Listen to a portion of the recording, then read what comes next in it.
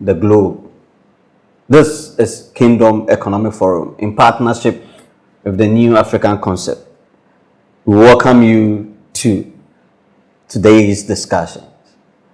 We want to use this opportunity to thank all of you for the comment and the suggestions. We really appreciate them, and we believe that we have started a conversation that has to be continued.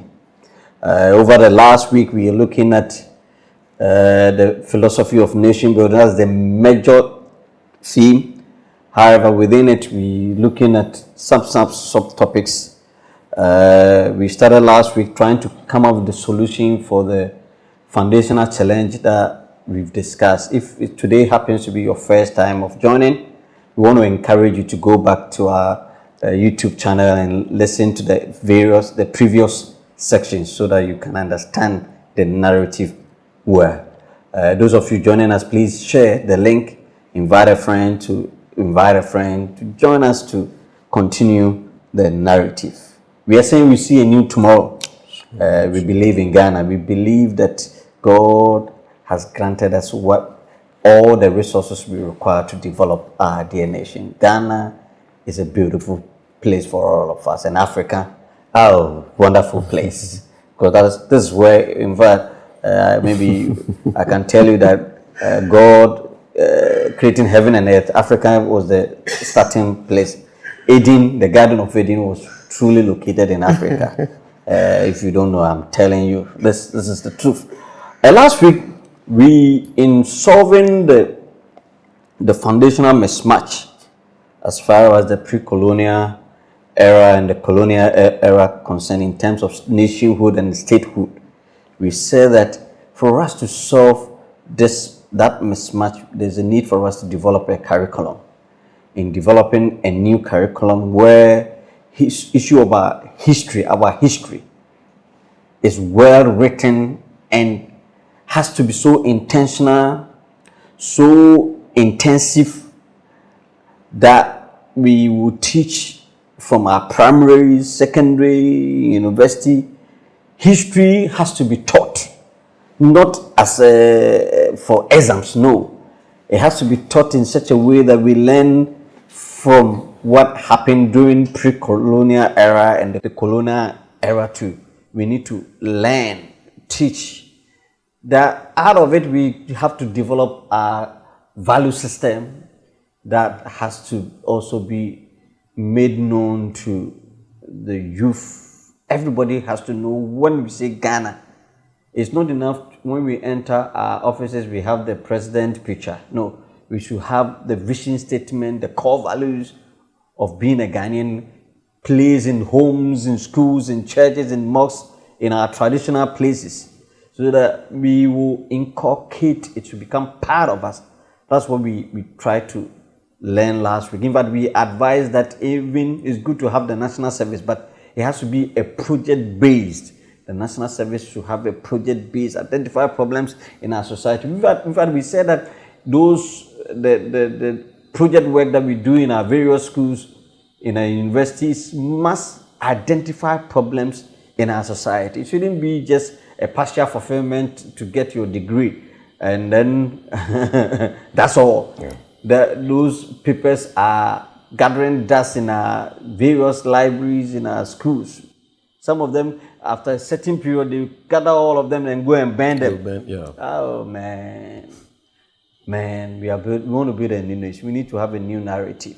And we advise our lecturers that if we don't shift from just theories to project-based education, very soon, people will not go to university again because they will not get value for money. Artificial will teach them far better.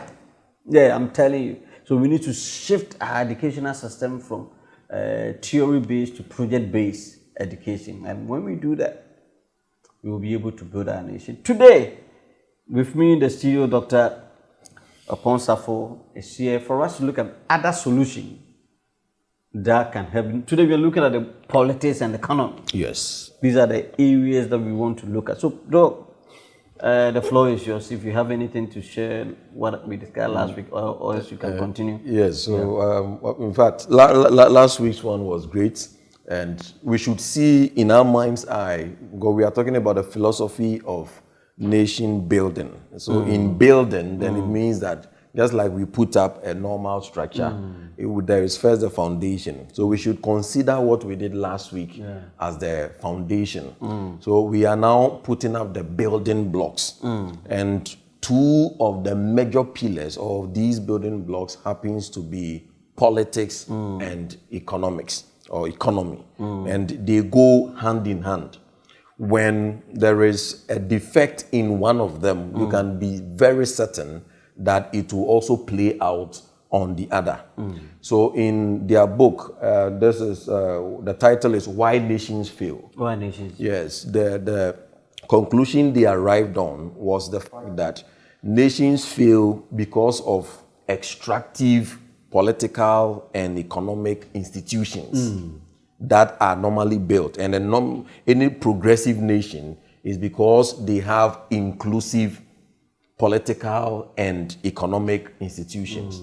So this is the twist that, and then in our system we have it to be unfortunately as extractive. And the extractive is coming from the colonial heritage, which have been maintained almost 70 years down the line. Because some people are benefiting from it. Yes, because it is only logical that if a system that we were complaining when we were victims of, they have left it for us, then it is almost the case that when we took over, the first thing that we should have done is to adjust this to suit our progress. But if some way, somehow we have enjoyed that thing we were complaining for almost 70 years, then it means that, listen, so we want to look at politics and economics as part of the building blocks on these very foundations. Again, without these foundations, these ones will not hold. Any other superstructure will not hold. So now with politics, currently, so when we talk of democracy, democracy is also part of the colonial heritage that they gave us. Democracy is not indigenous in our system. So it means you are dealing with people who have been used to monarchy or monarchical element, and then now we've been transported into a democratic element. That transportation requires serious work, else we will get the kind of democracy we are having.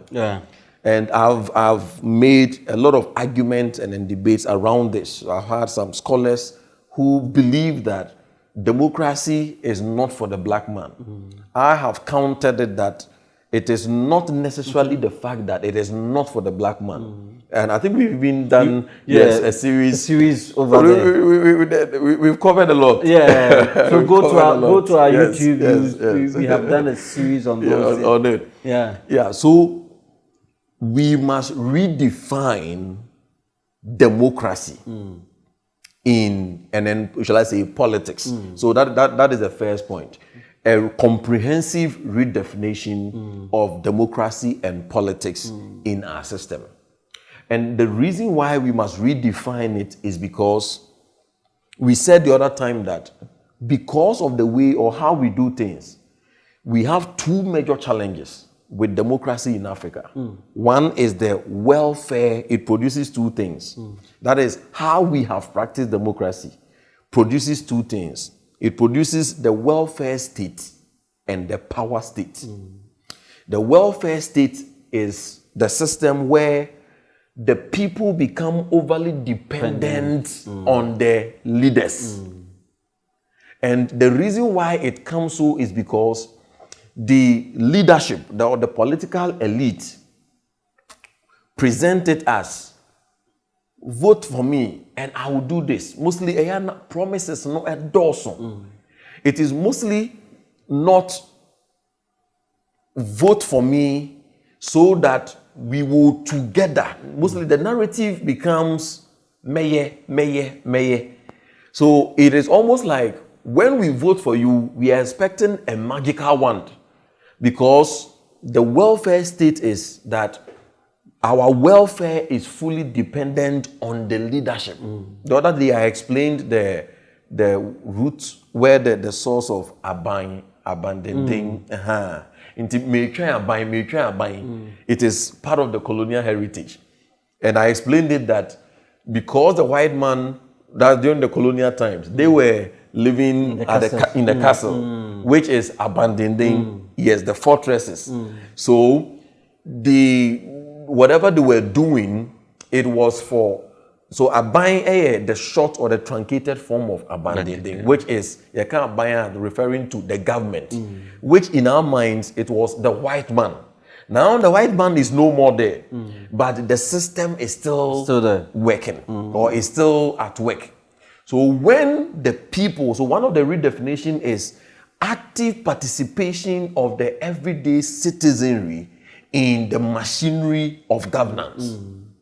Until we have a system where the average Ghanaian is deliberately involved and interested in the advancement of our nation, and especially the political engagement, then what we have now is the welfare state, where for us democracy is about elections.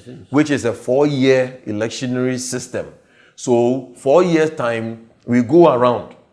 That is when the people are paid money. We take it because we say me cocoa season. That's my season. Delegates, Miss Cocoa season, because I did over being my friend on. So the end result is that we have people who are passive towards nation building, and then we leave it in the hands of the politicians. And then at the other time I gave the quote by De Gaulle. He said that politics is so serious a matter to leave it only into the hands of politicians. That is a very powerful statement that he made. That politics is so serious a matter. Say, big jama politicians no alone. In other words, the citizens must be actively involved. So that is one of the major shifts under the political terrain, that we must have a shift from the welfare state to an inclusive state, where we are not dependent on. The truth is, when leaders begin to see that the average citizens are now taking things into their own hands, They'll be serious. Oh, they will begin to shake in their boots, because they know that now you are not bringing me 50 cedis to vote for you. As I was giving the difference between the old Ghanaian and the new Ghanaian. The new Ghanaian will take 50 cedis to vote. The old Ghanaian will take 50 cedis to vote.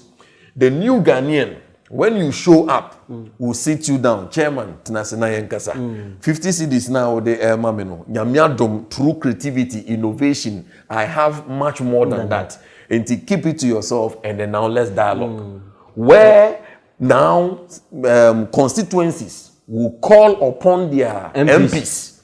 Oh, I see a new Ghana. Yeah, call upon the MPs and ask them questions. So the old Ghanaian the old Ghanaian, the constituencies of the old Ghanaian, the MPs mostly show up for funerals until all of them are locked up in Accra. And then they show up for festivals and funerals and any major gathering. And then getting to election time, we come with maybe gala. And then we go. The new Ghanaian will build a system where at least once a quarter, you will come from Accra or wherever you are to come and meet us. Yeah. And then before the year begins, you share your specific vision with us. And how will we arrive there? It is when we begin to redefine democracy from the dependency-based democracy the welfare state, to the inclusive state, where we are all involved. We sing it in our songs. We are all involved. But we are wait till election. Wait till the next season. And then the second aspect is the power state.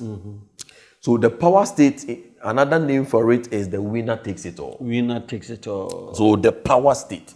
So democracy as practiced in Ghana and most parts of Africa produces these two states, the power state and the welfare state. So the power state is the winner takes it all. That is why election becomes life and death. Do or die. Because unya if you jedum.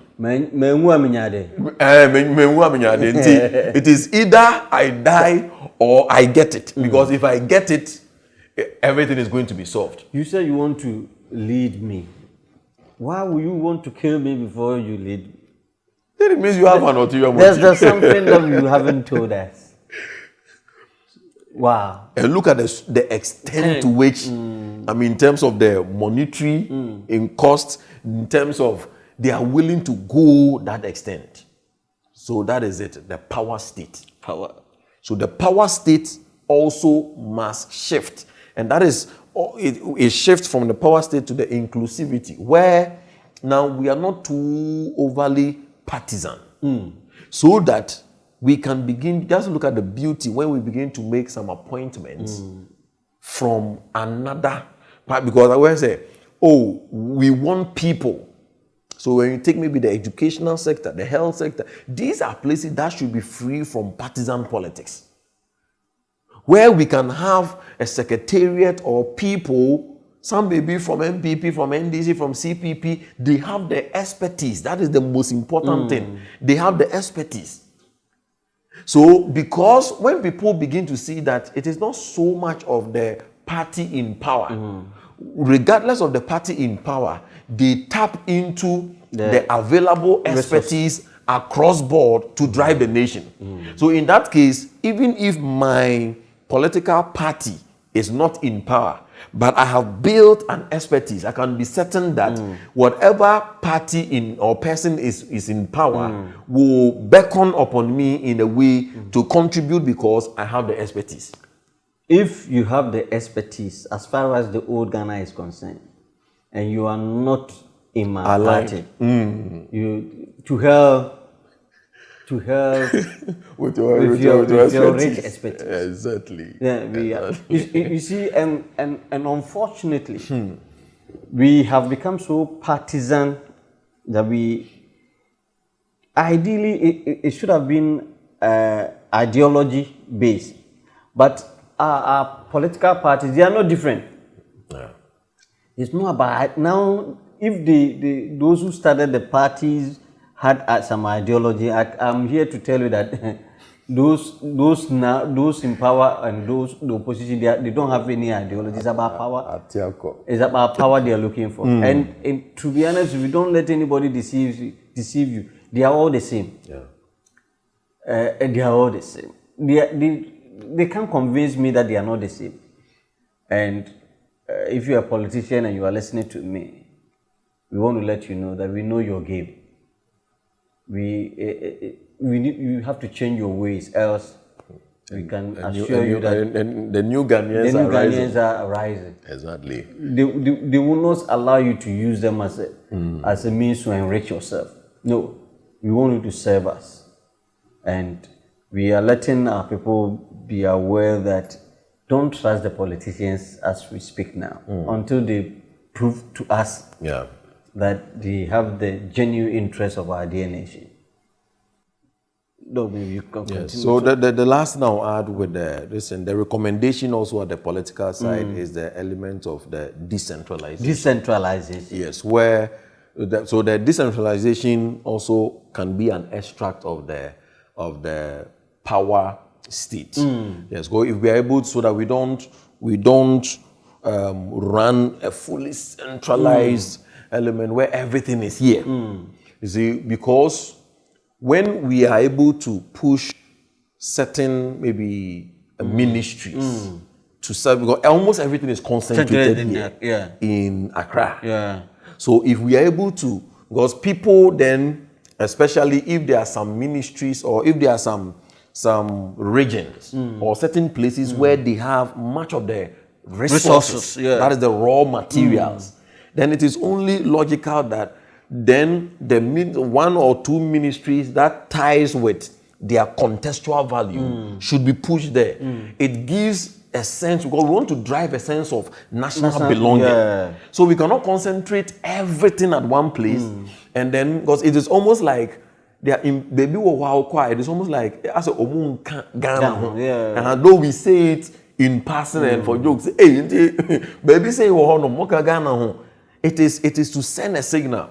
But we want to build a system where everyone is actively involved. And one of the elements is that we must plan a decentralized system where we look at the allocations of resources, we look at where people have certain elements, or sometimes it's not even resources, but certain giftings, certain disposition towards elements. So, then in that case, let us take this aspect here. Until with time, also we have a system flowing where, and then it will even have a bearing on urbanization, where everybody is not moving to Accra, and then everybody is not moving to maybe Kumasi. But you can be at Tamale, you can be at Takoradi, you can be at Damango, wherever you are, and then things are really, really, really running. So Dog is letting us know that as far as the political structure is concerned, we shouldn't just have a token decentralization. Yes. We need to design a system where significant political power, physical authority, and resource management are dissolved to regional. Great. That broadly align with their cultural and linguistic zones and natural resources. Yeah. When it happens that way, for example, if we are able to have such a system in place, even policing, we can have a local policing, where they know how to govern themselves. The central government retains this defense and foreign policy and monetary authority, and then the other things we need to allow. It's very interesting because when we're able to do that, it allows pre-colonial nations to manage their core cultural and developmental interests within a larger national union, reducing tensions over control of the central government. That's the good thing that I think we need to look at from the political sense. And I think in our discussion, we also look at the consensus democracy model. That's what you were trying to let us know, that the winner takes all. We need to begin to look at it. And then I think there's another thing that we can look at, even from the parliamentary setting. Is it not possible we allocate a certain percentage to civic, the traditional leaders, the NGOs, instead of having only the political elite to be there? I don't know whether that is possible. I don't know. Oh yes, I've read a number of papers that explores that, and then it is something that would have been much beautiful, where there is an allocated quota for civil societies, traditional leadership, even religious leadership. So we have the mainstream parliamentarians. Yes, but we have these allocations as well. That adds up. So it communicates that flavor of that inclusivity, which is very, very, very, very good. Because now the government in power controls the parliament as we speak now. Yes. And they can do anything. But the suggestion we are bringing, if we have civil service appointment within the parliament, the tradition, what is going to happen to ensure no single group can dominate the state, making the central government a genuine forum for negotiation rather than a prize to be captured. If we have such a system in place, anyway, we are trying to prefer a kind of solution to the governance structure we are running. If we don't change anything, we won't get new results. So there's a need for us to look at. Now let's look at the economic aspect, the economy. Yes.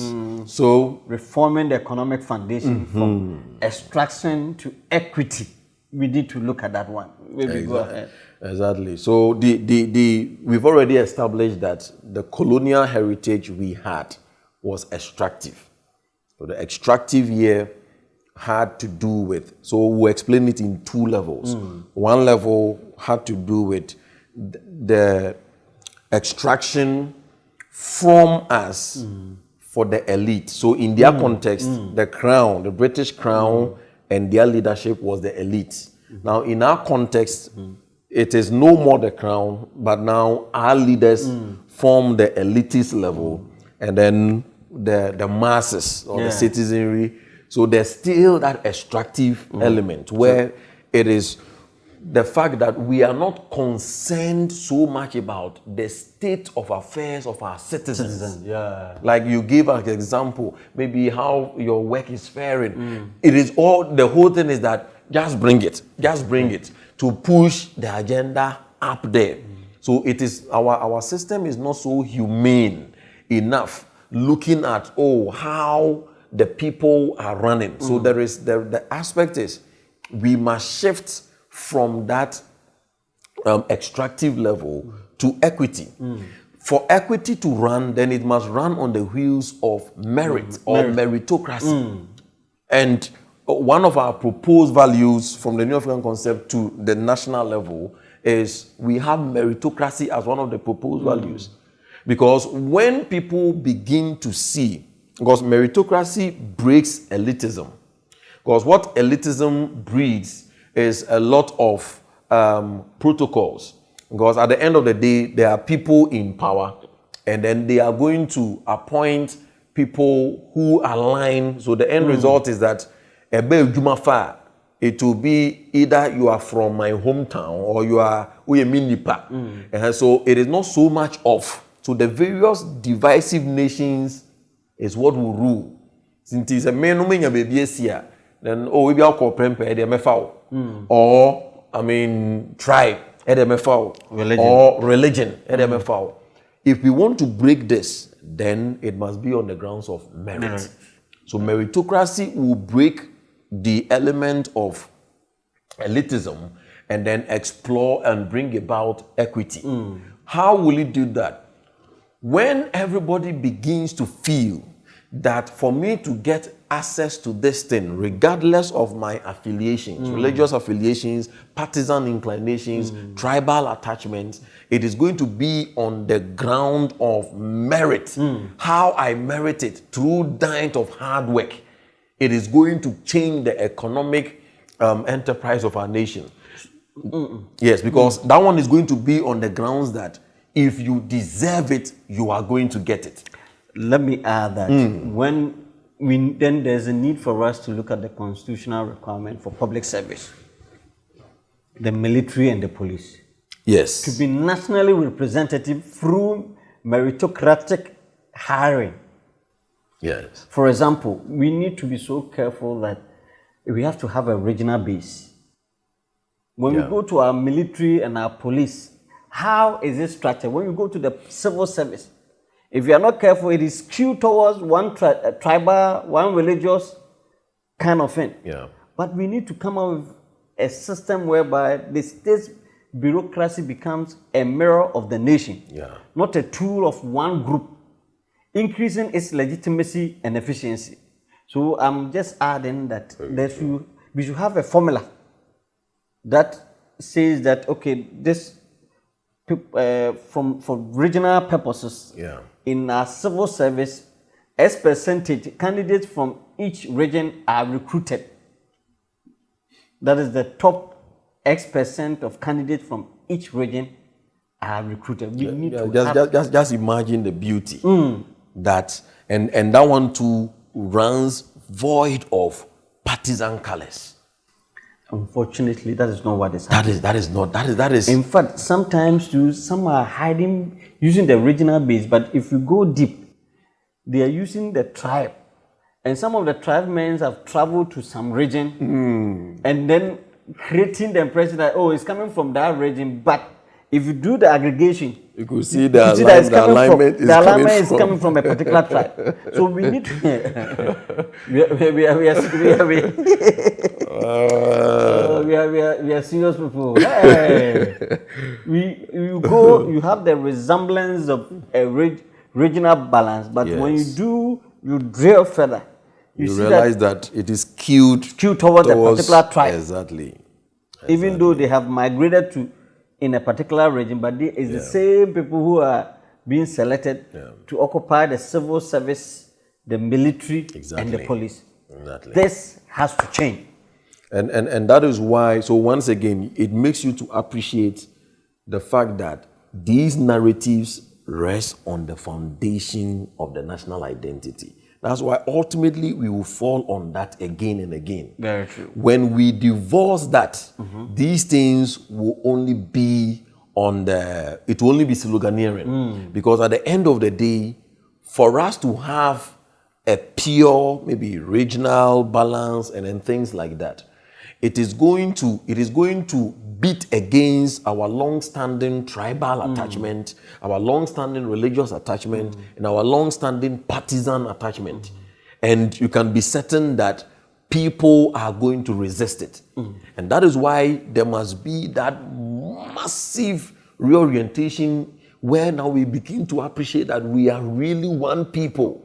And out of it, we will not be seeing tribe. We will be seeing Ghana first. We will not be seeing religion. We will be seeing Ghana first. We will not be seeing political party. We will be seeing Ghana first. So it is extremely important. Extremely important. And one thing still with the meritocracy is that when meritocracy runs in a system, it opens door for competition, or shall I say healthy competition, which is a precursor towards creativity and innovation. The reason is because if I know that getting things, so it is a carbon chain, meritocracy, then we incentivize. So merits, incentives, competition, then creativity and innovation. So it leads me to the second aspect of the extract I wanted to talk about. The extraction here, the extractive economy then was in terms of, because our people were not so mentally developed in terms of intellectually sophisticated. And then because that time, the Western world, they were looking at resources in terms of natural resources. So I'm looking at the extractive in two forms. One is set system no extract free. Now this extract, the second one is the extractive, like maybe gold. Yes, so the extract the minerals, what we call natural resources. So the cocoa, the timber, and then so it was Gordon Gagisbeck's time that Ghana became the world's leading producer of cocoa. It is part of the extractive because the demands at the world market then was more of the industrialization, industrial revolution, which then shifted from the use of the slaves to big machines. So they needed huge amount or quantities of raw materials, which their localities were not able to produce. Hence, the drive to come down to Africa and Asia, where through cheap labor, they could have massive elements. So the construction of the railways was not that they want to help you with your movements. It was that they will be able to move it from the hinterlands to the shores and then push it. Extractive economy. So they, in their context, ran and gave unto us a colonial heritage of extractive economy. Unfortunately, 70 years down the line, we are still using this. Our focus is on the cocoa, the timber, the gold, mostly in an unprocessed form, and then we still push it to them. How can you then develop? How can we develop? That 70 years after you have been left with independence, you are still running an extractive economy. And now, how things have shifted, like we said, with the boom of technology, the true extractive economy must be in the minds of the people. The true gold and diamond is not the one beneath the surface. It is possible that because of maybe the galamsey and then those things, we can have a leader saying that for the next 5 or 10 years, the embargo 2 year mine so that our land can rest. We have literally defiled and raped it for so long. Sabbath. We have to call for Sabbath for the land. Sabbatical leave. Until we will procure a Sabbath for the land. That for the next 5 years, no mining. When we do that, you can imagine what will happen to our economy. And then now the true mining, the true gold is the mine. Just take America for instance. Just imagine the kind of revenue they get through the likes of, Facebook or some of these. It is what happens. And the question is, out of the 1.5 billion people in Africa, with about 60 to 65% being youth, over 668 public universities in Africa, I strongly believe that there is an ocean of untapped potentials. We cannot reduce graduates just to go take their certificates to go and look for a job. That is colonial heritage. We must divorce it. And when we put our extractive economy on hold, you see that now the mind will begin to expand and think. When we revisit it, now we'll be looking at processing it. From cassava to cashew, we'll be looking at processing it. So all these are consequences of meritocracy. When there is merit, it will lead to equity. It will lead to a boom in creativity. Because now people, look at our people. Now people they are downplaying the need for education, and then they are rather even those are the, when you follow TikTok, those in SS, on him say, baby, goods are the doors that will open for the average lady with goose, frontal lobe and bakasi. It tells you that we have a broken system. But when now people begin to know that it is by merit, not the goods I have, not because my uncle is so and so, it is by merit, then everybody will set up. And through that, it produces healthy competition, and then out of it becomes an ocean of creativity and innovation. Out of it will be the ocean of creativity and innovation. If you are listening to us, this is Kingdom Economic Forum. Today we came your way trying to solve the problem, the foundational problem. We are saying that the politics and the economic structure that we are using are one of the ones that the colonial masters left for us. Bequeathed. And unfortunately, because some people are benefiting, they are not willing to change the structure.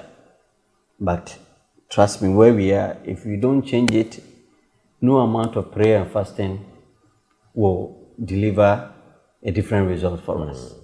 So we are pushing for a system where we have termed it meritocracy, that we need to merit what we have. And we are also calling for equity instead of extractive economy. The resources that we are getting from regions where we are getting the resources, we need to benefit. They should benefit. They should benefit. We don't need to send all to the central government. We should have at least 30% of the resources be used within the community and the environment where the resources are located, and then the 70% comes back to the central government. When we do that, by the time we could say that, we would have developed our economy. And we are saying to you that with these solutions, come next week, we are going to have the last segment of the solutions that will help us to have a very formidable foundation, so that in our next episode, we're going to have the other superstructures as far as the philosophy of nation building is concerned. If you have not yet subscribed to our YouTube, we want to encourage you to do so. This has been Kingdom Economic Forum, and we want to thank you. Your comments and your questions are dearly welcome. Send it to the page. We will respond to that. On this note, we want to thank you, thanking our partners, If you have not yet downloaded this app, the Youth Wise, please go to the Play Store, download it. It will help you in your decision making. This is a contribution from Kingdom Economic Forum to the nation building, for especially for the youth in taking decision in life. Visit the app. It will help you in a way that you make very informed decision. Doug, once again, thank you for coming. This has been Kingdom Economic Forum in partnership, the New African Concept. We see a new tomorrow. Till we see you again. Bye-bye.